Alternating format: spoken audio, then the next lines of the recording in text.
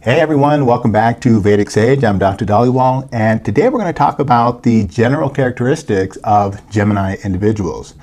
Gemini, as we know, is symbolized as twins and also represents the blend of both male and female energies. From an Ayurvedic perspective, all matter is made up of 5 basic elements: ether, air, fire, water, and earth. We can see here that the 5 elements condense down and form doshas, which are basically the organization of qualities. For example, ether and air form the Vata dosha, fire and water form the Pitta dosha, and water and earth form the Kapha dosha. As we can see here, Mercury is the ascendant lord for Gemini individuals, and Ayurveda looks upon Mercury as being a Vata planet. If we take a look at the first house generally represents the physical self and one's personality and vitality. From a physical standpoint, Mercury influence often creates tall, thin-framed individuals who are attractive.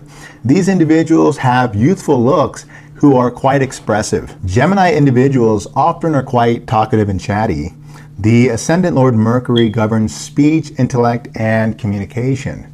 The second house of speech is ruled by the moon, which happens to be enemies with Mercury, the ascendant lord.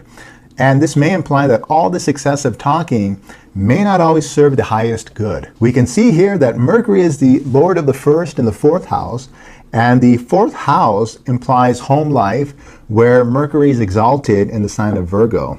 And this can imply overall good memories of growing up and having good relations, especially with the mother. If we take a look at Venus, it's interesting to note about Venus is that it signifies pleasure. It's fascinating that the Sanskrit word for Gemini is Mithuna, which means couple, and it's from the same root word Maithuna, which means sexual intercourse. Therefore, this goes along with the notion of Venus giving influence of sexual enjoyment.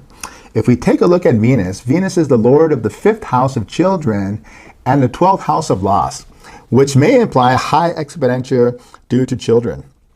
Raising children is not easy, it's not cheap, and this may be a universal phenomena across the board of all zodiac signs. However, Gemini individuals often feel the pressure of finances regarding children. Gemini individuals are often attracted to the fine arts, especially as a profession, and that's due to the 5th lord Venus.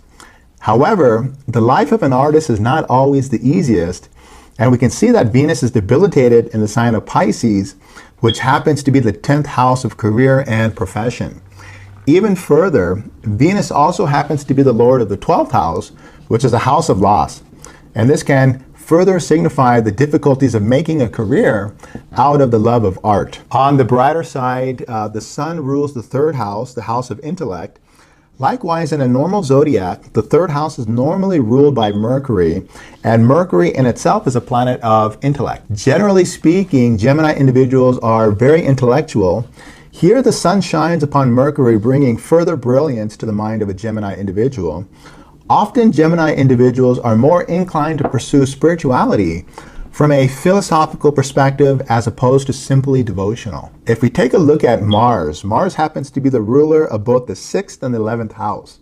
The 6th house is the house of disease, enemies, and obstacles. Likewise, the 11th house, which is the 6th house from the 6th, along with Mars being the enemy of the ascendant lord Mercury, implies that Gemini individuals are often prone and vulnerable to health conditions. Okay guys, this was just a simple and brief video on the general characteristics of Gemini individuals.